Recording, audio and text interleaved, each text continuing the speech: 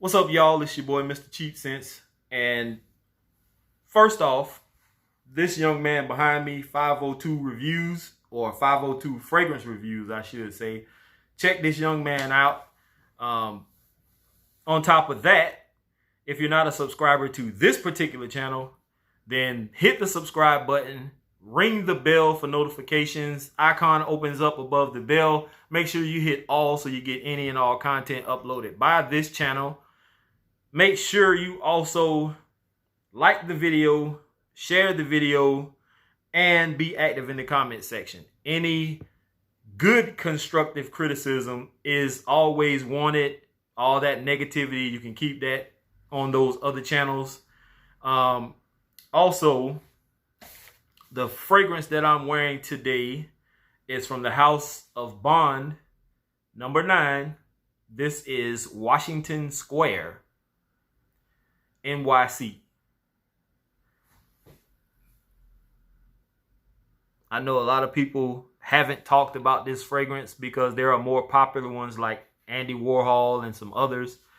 This and another one are the ones I particularly found at a rack store. And I know a lot of people, or certain people, are going to be tickled by this one because some people out there don't think that you can find good fragrances at rack stores, and I'm one of the ones who beg to differ.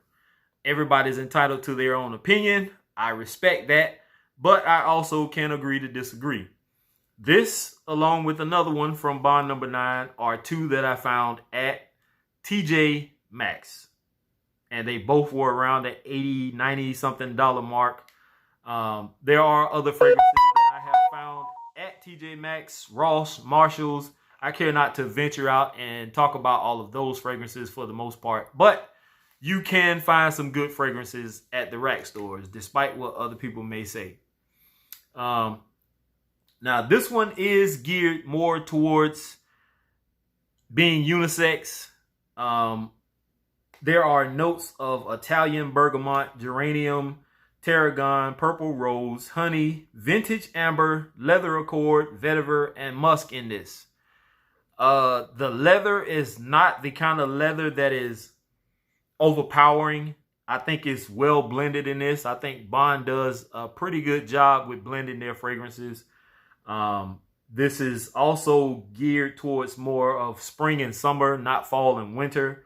Although you could pull this off, whether you're wearing it like on a date or somewhere indoors, that could be done. This is Eau de Parfum EDP concentration, which means this supposedly, in some cases, will last. On me, I got about 5.5 hours out of this.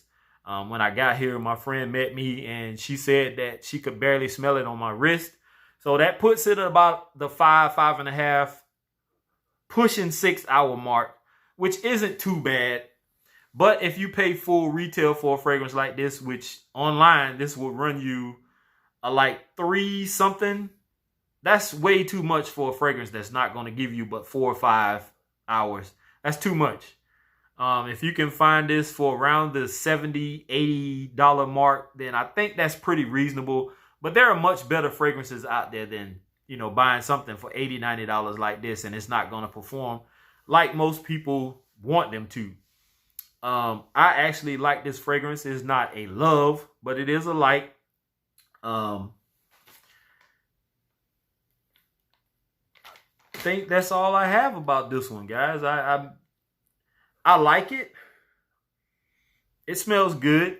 It's not the best smelling fragrance I've smelled so far. I'm still an Andy Warhol advocate, although I've never gotten my hands on an actual sample of Andy Warhol, just Sensual Obsessions version. But for the most part, not bad. So here is to smelling great. Thanks for tuning in. Peace.